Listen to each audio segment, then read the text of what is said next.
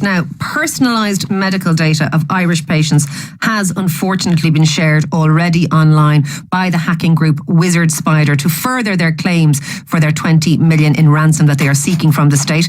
But why steal medical data in the first place? Joining me now to discuss this is Professor of Cybersecurity at Ulster University, Curran. Kevin, it didn't seem instinctively obvious to me why people would go after medical data, but apparently it is actually more, I suppose, financially lucrative to do so and has a greater value than financial data itself. It is indeed, Kira. I mean, health data comes within a person's most intimate sphere.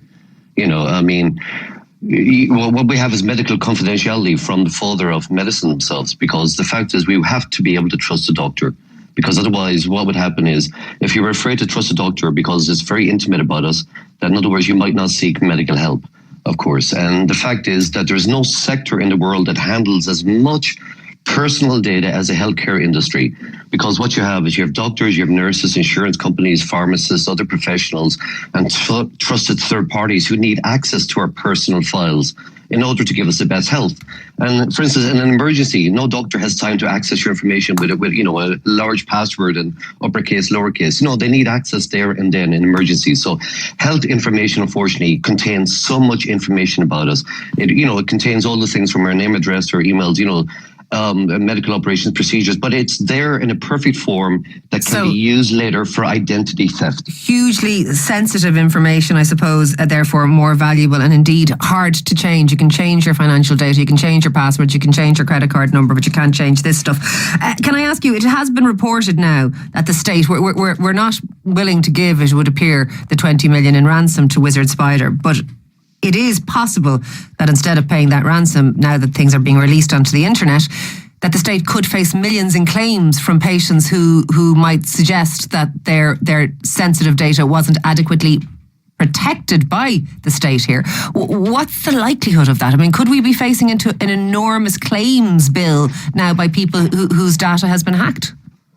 I hope not. I hope common sense prevails. I mean, healthcare systems around the world are notorious for having generally poorly protected, because they also have legacy systems, and that means systems which are older, they're connected to this. There's so many systems within the healthcare system which all have to be connected, and some of these are going back 20 years and all that. So, all the healthcare systems in the world are generally sitting ducks because you have such a wide clinics here and there, and you have remote logins everywhere else. And so what could the government do? There in some ways they're damned if they do and damned if they don't.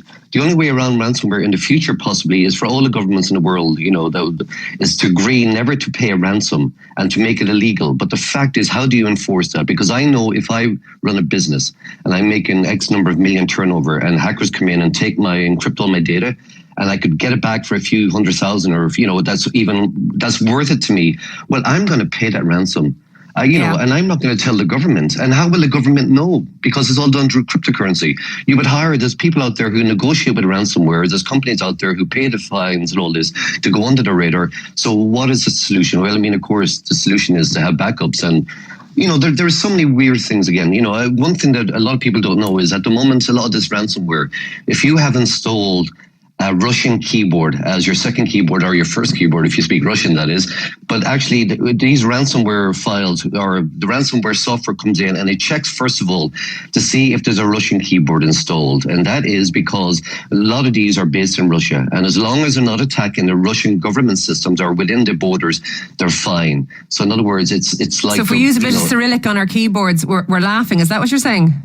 At the moment, but they'll change that as they cop on, because they realize that people are using that as but it's just a quick fix at the moment. But it's just one of those things. Ransomware is here to stay because of cryptocurrencies like Bitcoin.